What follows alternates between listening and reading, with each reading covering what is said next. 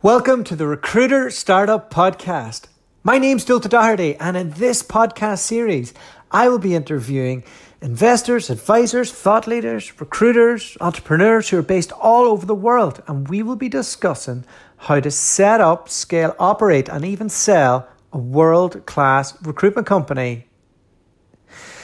I have said a lot of times that you don't have to be Greg Savage to come on here. I'm happy to interview anybody who has an interesting story. That said, if you are Greg Savage, I'm definitely going to have you on here and interview you. So today, I'm going to be sharing you my interview with Greg Savage. It was really great. I was a little bit nervous leading up to this. I've been following his stuff for quite a long time. And it was great getting into it, hearing a little bit about his journey and how he set up and scaled and sold and is involved in lots of recruitment companies that have exited. So we jumped into what sets them apart and what he looks for when he invests in companies, what he's into at the moment, what he believes the future of recruitment is. We jumped a wee bit more detail into automation, AI, the tools, but not so much that it'll make your eyes glaze over. Like he's very punchy in this interview and gave great detail and gave me 40 minutes of his best self. So really, really proud of being able to do this interview and really grateful for Greg's time to come on and candidly discuss everything with me. But less about me and more about Greg. Let me know what you think about this. And if you enjoy it, as ever, please give us a wee rating on iTunes and leave us a comment and reach out to me on LinkedIn if you've enjoyed it. And over to Greg.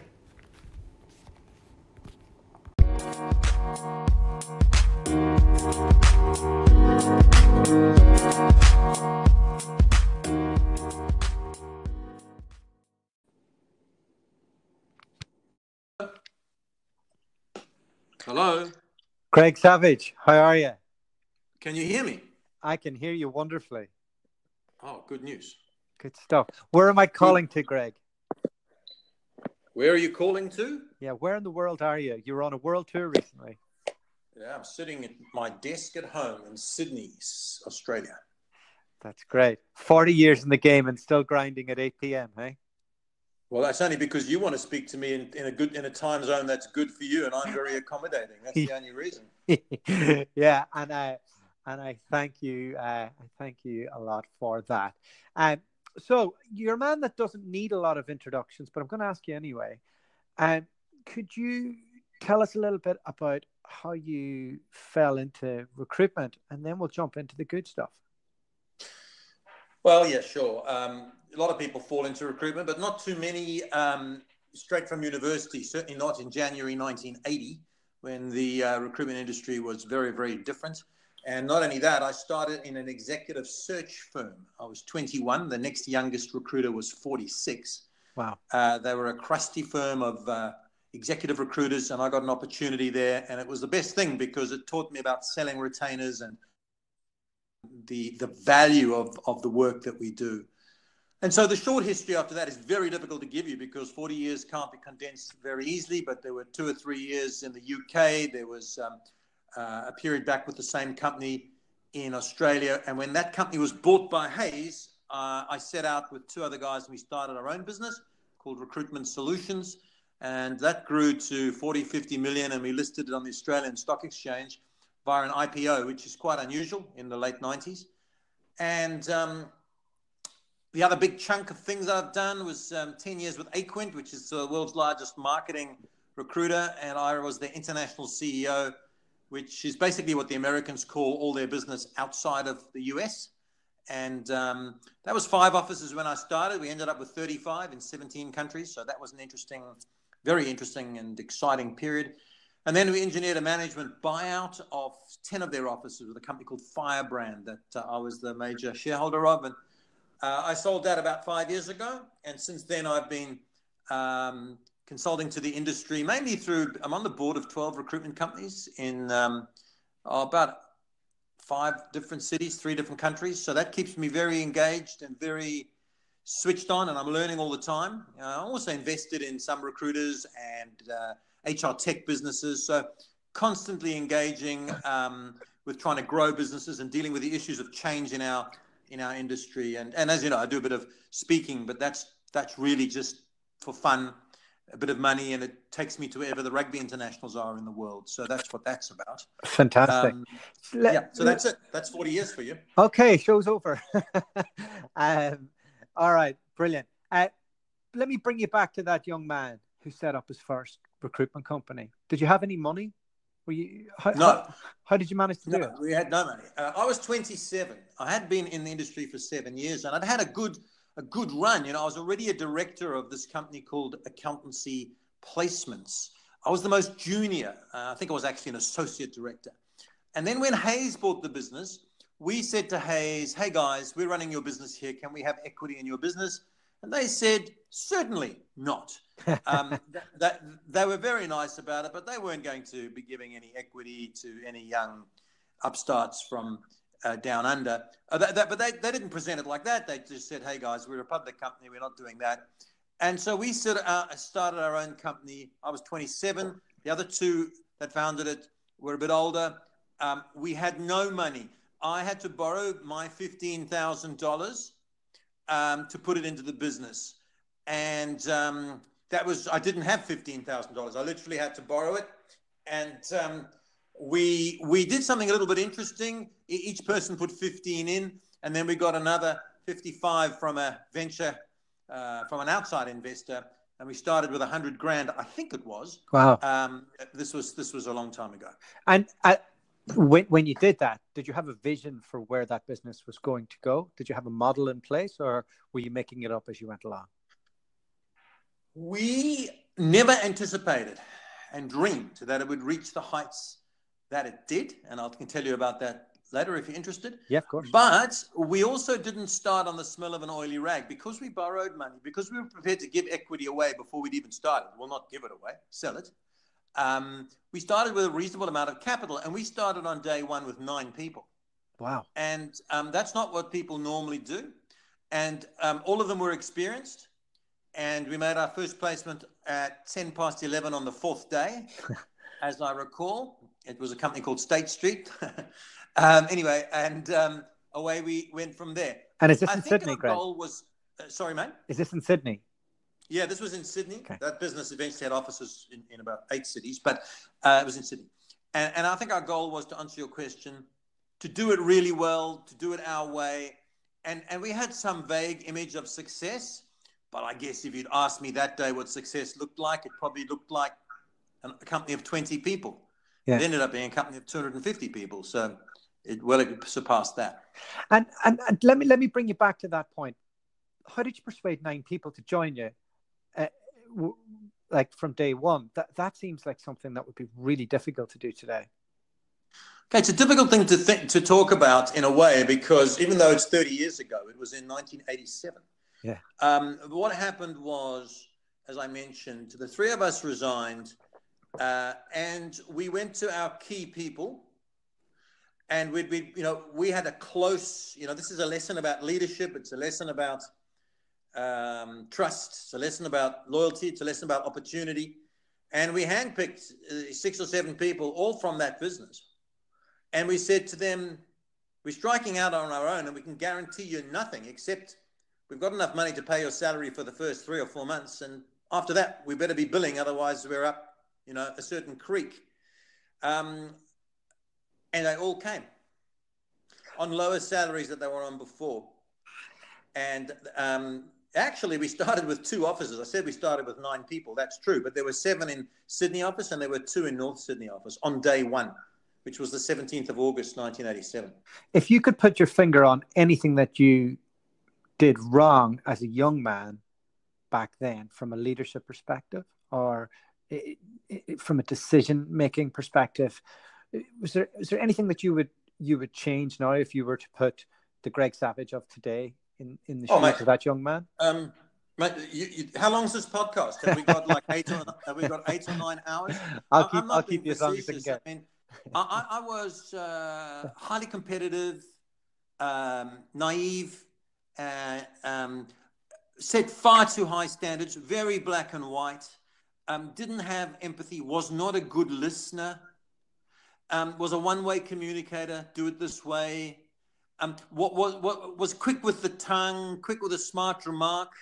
You know, people don't learn when they're embarrassed or humiliated, but I wasn't a bully, but I wasn't empathetic. Having said that, I was boots in and helped people and chest to chest, client visits, you know, filling jobs, and it garnered a lot of loyalty. And there are plenty of people, I kid you not, from those days who are still working in companies I own and who still come around to my house to drink my wine and tell stories about what a prick I was. But you know, you evolve and you improve. And there were other weaknesses, you know, there were other just tactical mistakes, like you know, promoting the best recruiter to be the manager. It's not always the smartest thing to do. It took a lot of business at low margins that I would never take. Well, I say now. I mean, I learned quickly. I mean, this is 30 years. I was 27 when this started. So I guess you can make a lot of mistakes in your 20s. And I continue to make them right through to now, but less, and not so much the same ones. So yeah, lots of mistakes, and learned a lot about leadership and getting the best out of people, and developing people is really the key. Can you identify somebody who should be a good manager? You just touched upon maybe a big biller shouldn't always be promoted to being the manager. Is there certain soft skills that you look for, or? Yeah, totally. So let's put it like this. You can be a big biller and become a great manager, but they are totally different skills.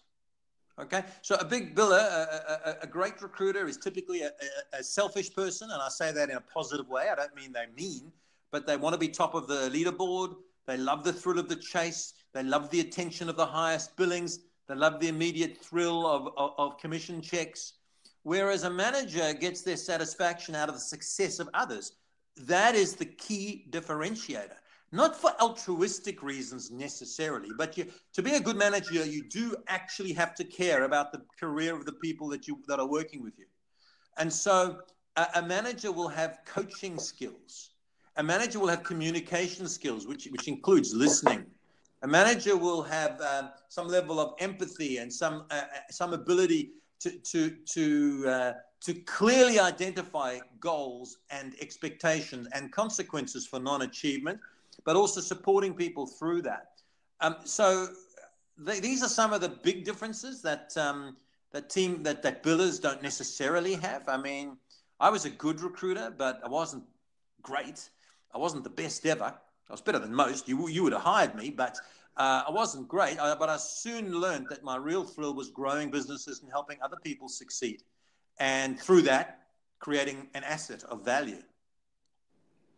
And with the businesses that you look at in the market now, what excites you out there? So I mentioned I'm on the board of a number of companies, advisory board. I would only agree to that if I thought these companies had certain characteristics, and I will answer them for you. Yeah. But also I do invest in businesses, and some of those have been I invested in one business that ended up being more successful than Recruitment Solutions. So, and it's always the people that you're backing. It's always the people. I mean, success in business is made up of three things: character, strategy, and implementation. And frankly, the second best strategy, implemented strongly by people with character, will beat the best strategy implemented by lesser people with less drive. So you really need to back the people, and that includes their character, but also trust, loyalty, and your belief in their ability to do what is a very difficult job. But also, I look for companies that are in niches that I think are growing. I look for companies who have a clearly identified candidate acquisition strategy, because agency recruitment is all about access to candidates. Mm-hmm. And certainly I'd be looking for companies that had strategies that go well beyond, job boards and LinkedIn and whatever, but a wide variety of sourcing, branding. Let's jump into the people piece. What are those characteristics that you look for? Say I'm a 27-year-old and I have a bit of recruitment experience now. I'm ready to go out on my own. What are the type of things that you're going to ask me on an interpersonal level to figure out if I'm made of the right stuff? Well, I'd look for some track record of ability. I'd look for some track record and evidence of resilience. I'd look for those management abilities, because I'm not going to invest in someone who, by the way, I'm not a guy whose main business in life is investing in recruitment companies. You know, I've got a lot of other things that I'm more interested in. But if you're asking me that question, then I would say I would, you know, when you want to build a recruitment company, what you're really looking at is its value in the future. And you almost certainly know that recruitment companies are valued on a multiple of profit typically. But what the buyer is really buying is the certainty of future profits. And so what you've got to see is somebody who's got the ability to build a sustainable business. And that means they've got to build a business where revenue is generated by a good spread of other people. You don't want somebody who's sitting in a corner billing $1 million a year, because you can't sell a business like that. What you want is somebody who can build a sustainable business. And so that means they've got to have those coaching skills, those performance management skills, those hiring skills, leadership skills, to build a team around them. I'd like to see that they had a strategy, that they had a niche. Typically, I'd want to see what advantage they had over anyone else who wanted to set up. And that might be those soft skills, but it also might be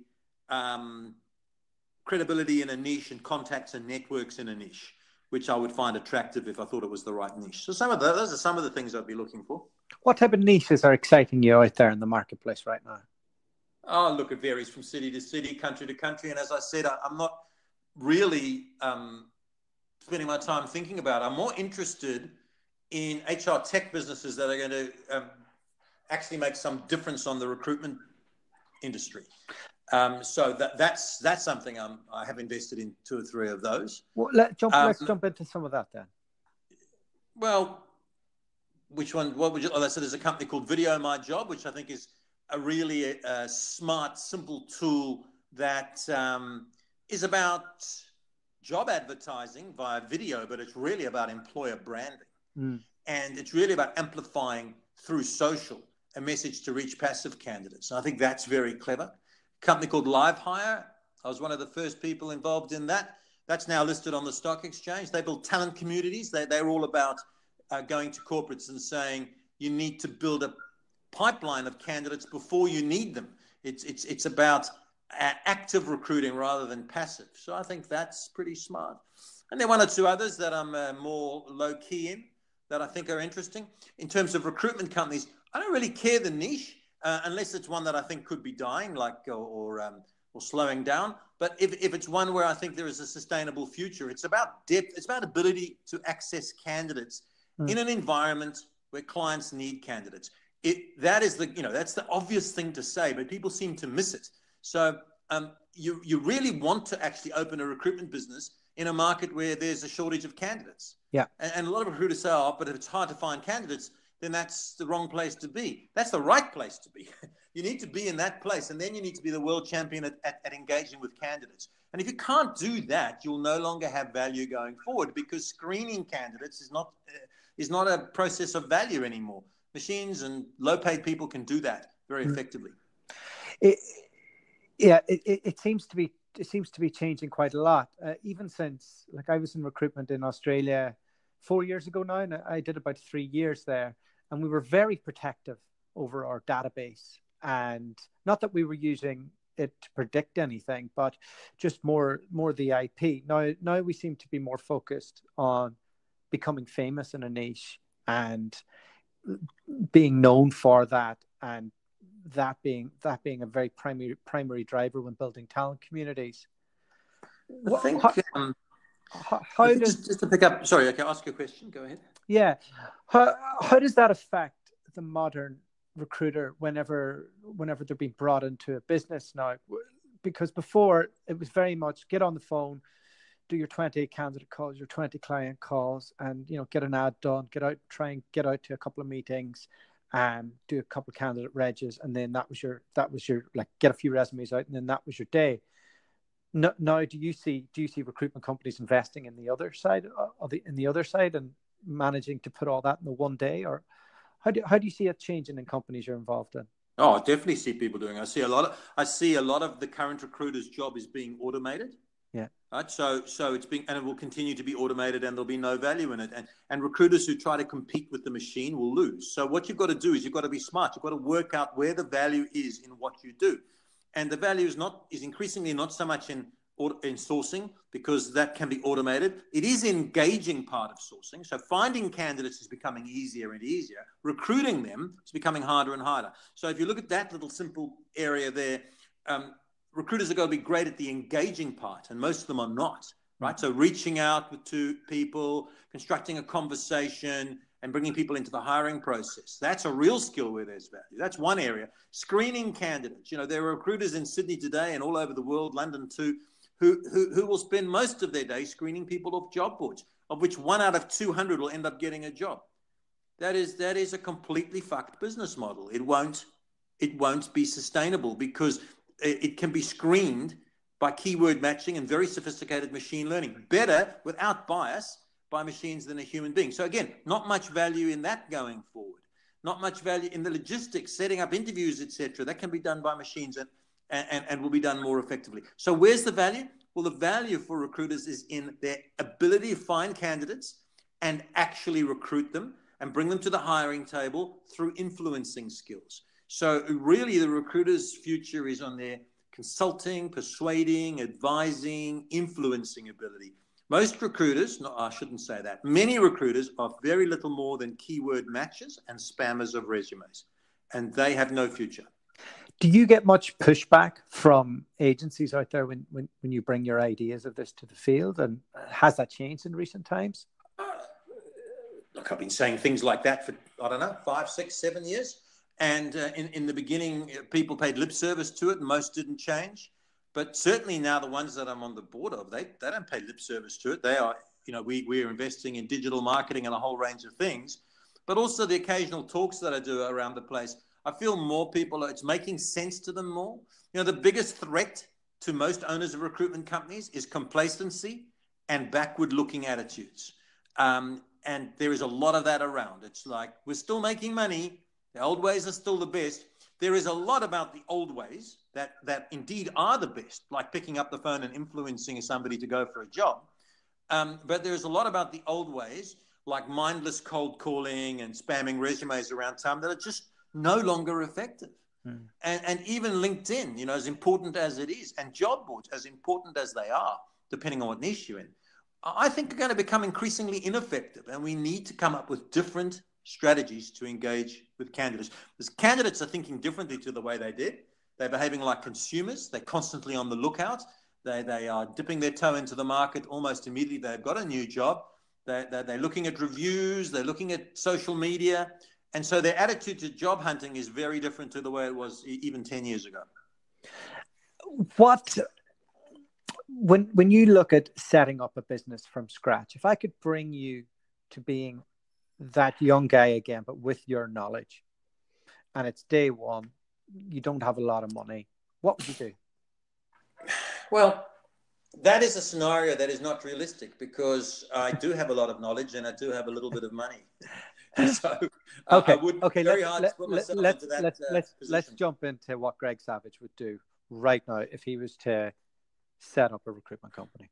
Okay, well, I did set up a recruitment company. It was a few years ago now, but it's called People to People. And I did that as a major shareholder, but not as an executive. We started with 5 people on day one. All of them worked at Recruitment Solutions years ago. And we were very, very stringent in a niche, which was accounting. And we put a big chunk of our emphasis on contract and temporary, because that's the smart thing to do. Even though permanent is more attractive when you start out, because big chunks of revenue are exciting when you're starting out. Growing a temp desk is expensive and scary, but that is what we did. We did both, but we put a big emphasis on temp. But that business now has sales of $100 million. And why is it important to put an emphasis on temp, just in case anybody... Why is it important? I'll tell you why. Because 2 reasons. Number one, when you come to sell your business, the value you will get is exponentially higher if 60 to 70% of your gross profit comes from temp. Okay. That's the first reason. The second reason is when a recession comes along, and it will, your permanent revenue could drop as much as 80% within a 2-month period. Your temporary revenue will drop by 30, 40% and then start to climb. And I've had that experience, I don't know, 5, 6 times in my life. The biggest one was in 1990 when at Recruitment Solutions, our revenues went from 13 million to 8. But because we had 60% of our business temp, we survived. 60% of recruitment companies in Australia went bust in that 18-month period. And when we came out the other side, that wasn't the only reason we survived. There were 2 other big reasons. One is we didn't have any debt. And the second is we cut our costs viciously, quickly, which was smart. It wasn't my decision. It was actually something I argued against in my company. But smarter heads prevailed, and we cut our costs. And so we broke even for 2 years while the rest of the industry went into liquidation. And then when the market picked up, that's what drove our growth towards a listing on the stock exchange, actually. And so there's where your temps have helped you through. So most people start focusing on perm and they end up with a business that's either all permanent or 80% permanent, and it virtually has no value or can be sold for 2 times earnings, which is, you'd ask, why would you do that? Because just stay in the business for an extra year or 2 and you'll get that money in dividends. So that's why. And so those were some of the things we thought about. We invest in technology early. I think that's important. And we invested in a digital marketing brand early. When you I encourage anyone listening to this to look at the social footprint of people to people. That's the word people, the number 2 and people.com.au. Just have a look at their blog and their Facebook and their LinkedIn and their online videos and their podcasts. They've built a massive footprint. And so let's jump into the first bit before the social side that they've invested in. What, from a technology perspective, what type of tools out there are exciting you from an AI standpoint? What's the latest in ATSs that recruitment companies are putting in that are like blowing your mind? People ask me that, mate, and to be perfectly honest, I don't really know or care. I'm 60 years old. I don't really give a fuck about all that very much. But it's not that I'm a dinosaur when it comes to technology. Quite the reverse. It's just I'm not spending all my time studying up on the thousands of tools. I get approached by an HR tech guy or woman, but it's 90% a guy, with their new piece of technology every week, right? Every week. And almost by the 3rd sentence, they tell me it's going to Uberize recruitment. Very few of them are going to have, not that I'm sure why you'd want to Uberize anything, seeing as Uber lost $3 billion last year, but put that to one side. What they're trying to say is they're going to disrupt the industry, and they're for the main are not going to. But to answer your question, I would say that these are the things that I'd be looking at. I would look at the smartest automated sourcing tools I could find. In other words, algorithms can be written to find candidates on the internet. I wouldn't have highly paid people spending ages doing that. I would have highly paid people engaging with them and bringing them into the hiring process. First thing. Second thing is chatbots. I think chatbots are at the beginning of the infancy of their life, and people think chatbots are dehumanizing. Do you know, if you stop a candidate in the street and you ask them what their biggest criticism of a recruiter is, it'll be, I can never get to speak to that recruiter. So, and which is true, because recruiters don't take calls from candidates. It's almost impossible.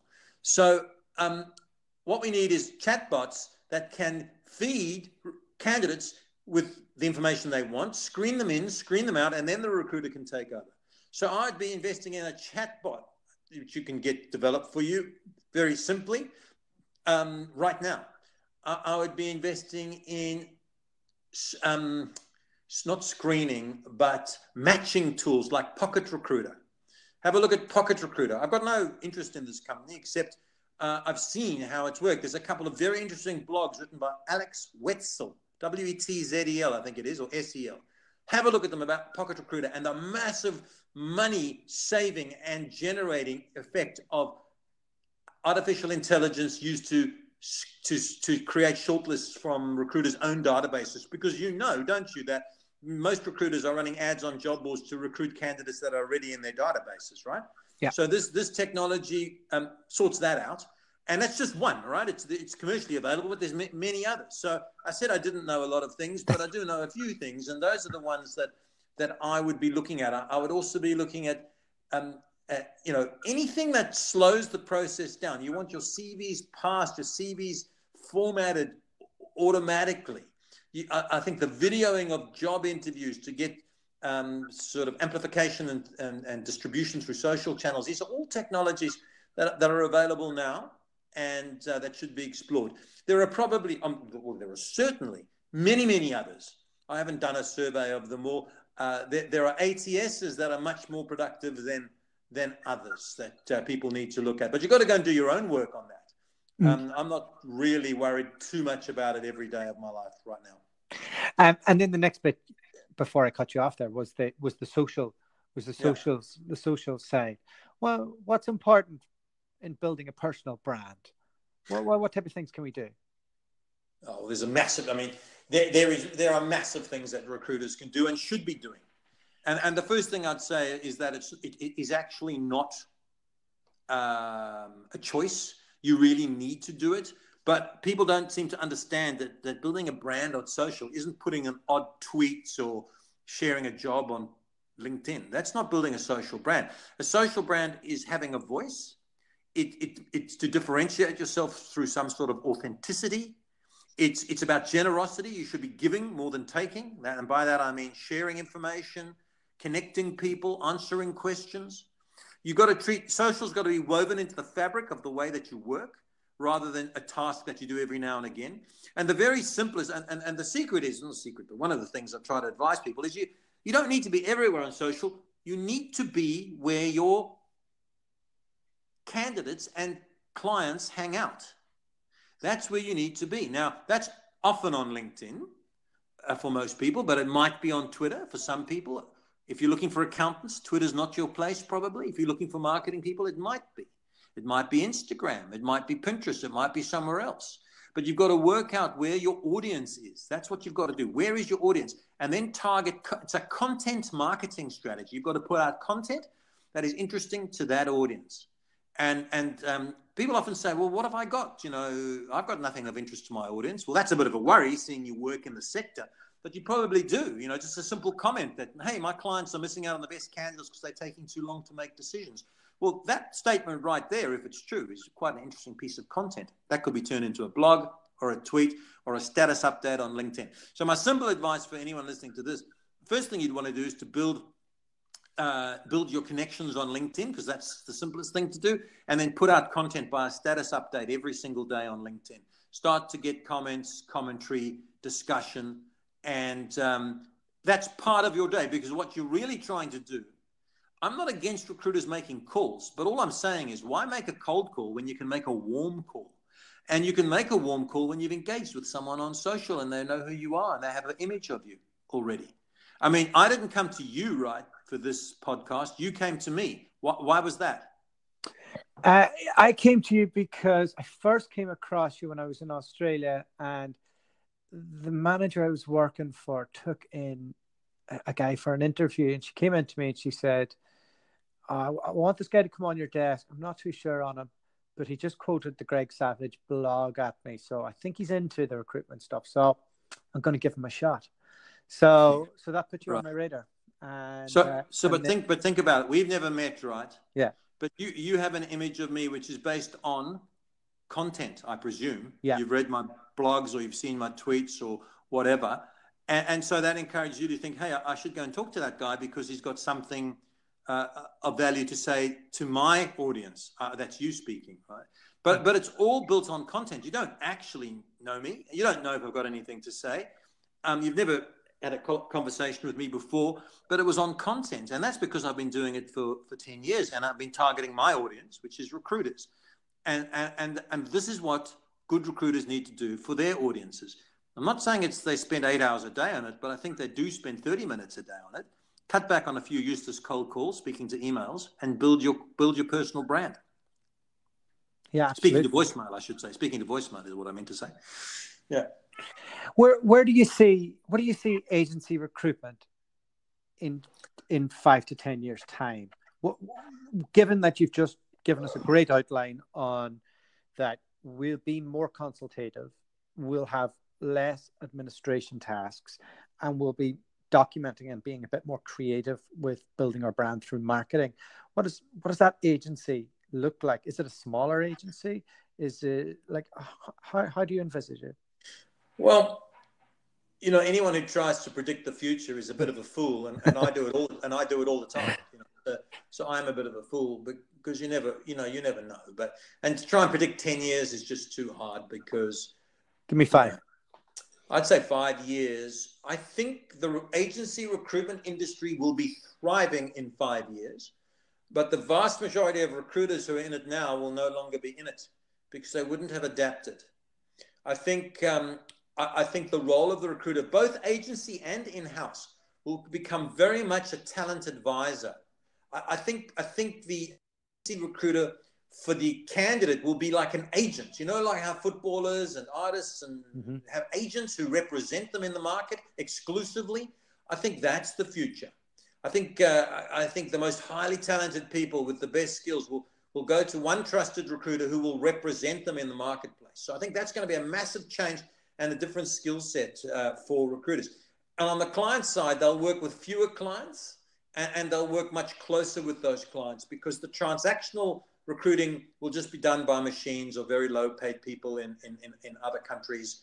And I think that's already happening. So I think it will be very consultative, very advisory. And I've been predicting for a long time more niche. And yet some of the big generalist recruitment companies seem to be doing fine. Thanks very much. So, I haven't been right on that point yet. But People to People, for example, is a generalist recruiter with specialist niches. And they're growing at 10, 15% a year and have been doing so for 5 years. So, I'm on their board. I'm one of their shareholders. And I'm saying, we've got to be niche. And they're saying, we're doing fine. Thanks, Greg. That's an interesting point. And this is just an observation from what I see. Australia is so relationship driven, so handshake driven, and still quite client focused, that you can probably get away without being as niche, where we do a lot in America, and our clients obviously are really busy there. The ones that are growing fastest are niche, and because it's a faster moving marketplace, it's very product driven, and that's the core difference I see between those two markets. But hey, what do I know? I think that's true, and I'm involved in New Zealand. I'm on the board of a company. I'm an owner of a company there. They're accounting specialists, so they are niche, but a lot of their competitors do accounting as one of a range of things. So I think that's even a smaller market. I think you're right. Having said that, there is also very strong evidence of some recruitment companies with deep vertical specialization doing very, very well. And I still think that will evolve. Maybe it'll evolve. This is not a new thing to say. Other people have said this, and I've said it too. But maybe it'll evolve to a lot of smaller niche type businesses, not old-fashioned boutiques. They'll be very dexterous. They'll be very technology-driven, but they'll be niche. And then your big giants that we're all aware of will continue to roll along. But maybe the middle ground will be more difficult to sustain. I don't know. That's where a company like People to People is right now, and seem to be doing very well. But who knows? We're watching very carefully trends and how things might change for the future. Well, Craig, it's been fascinating speaking to you. Tell us, when's your next tour happening over on this side of the world? I know you've just had one, and people can check you out on the Savage Truth, your yes. blog, and where else? So go to the Savage Truth. Great name for a blog. Great name which for a blog. Is you've got your articles there. You've got your Savage your blog, which is every second week, and there's 400 or 500 articles. And I encourage people to use the search bar for the topics they want, because people often ask me for information, and it's all there. There's also Savage 60 Seconds or 60 Savage Seconds, which is a 1 minute little soundbite I put out, and there's about 50 of those up there. Go to my YouTube channel, which you can go to from the blog. There's a lot of videos. There is a page on the blog called Free Resources, which has got a lot of podcasts like this up there on a wide variety of topics. I talk about a lot of the things we've talked about today, and some of them in more depth. so that people can access that. There's Twitter and there's LinkedIn, and I encourage people to connect with me on LinkedIn. I'm delighted to connect with anyone related to the industry. The public speaking stuff I do is, as I say, a lot of fun, and it generates a lot of activity and money, which is always good. But mostly, it's to keep me going to parts of the world I like to go to. And I think the next one in the UK will be in March next year. And it'll go up on my blog soon. It'll be Manchester, London, and Glasgow. And that's all I think we've got planned. Oh, something around Australia in February next year. But it'll all be on the blog if people would like to. There's a page there called Speaking Gigs or something like that. They can check it out. Well, I'll come and buy you a beer in London. I would love that. I know exactly where we'll do it. I'll know exactly which beer it'll be. So I look forward to it. Thanks, Craig. Thank you very much.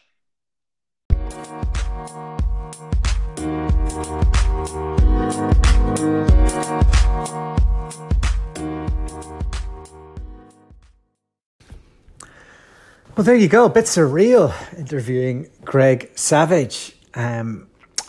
If you're listening to this podcast and you're not in our industry, you probably shouldn't be listening to it. It might bore you. But if you are, you must be thinking, how did he manage to get Greg Savage on his podcast? And the mad thing is, people like Greg Savage are amazingly accessible. I've had 2 interactions with him. One, I had a candidate on my books once, and I sent it to a client. I just said, hey, a candidate outside your sector, not sure if you know anybody I should introduce her to. He CC'd in Greg Savage. Greg Savage said, oh yeah, we'll have a look. Send her over. Here's my business partner. And the intro was made. No fuss. No, all very easy. So that impressed me, and that he's not like, thinking he's on a different stratosphere to everybody else out there, which he is, but he doesn't portray himself as that. And then the next thing, I was thinking of setting up this podcast, and I itemized a few people that I'd ideally like to get on, and I just emailed them. I think it was week 2, and I said, hey, I'm doing a podcast. Love you to come on. Let me know if this would be something you're interested in. And he said, Dulda, I'm really sorry. I'm on a world tour, and I'm really busy for the next couple of months. But hit me up towards the end of the summer, and we can make this happen. And that's it. We did. And yeah, so really, really happy with it. I'm really grateful for his time and his insight and his generosity to come on a podcast. Just because that's who he is and that's what he does. So hope you guys enjoyed it, and yeah, let me know if you did and if you got value from it. And hopefully we'll have another great guest on tomorrow. Won't be another Greg Savage, but yeah, hopefully we'll get some more people like Greg on in the future. The podcast you just heard was made using Anchor. Ever thought about making your own podcast? Anchor makes it really easy for anyone to get started. It's a one-stop shop for recording, hosting, and distributing podcasts. Best of all, it's 100% free. Sign up now at anchor.fm/new. That's anchor.fm/new to get started.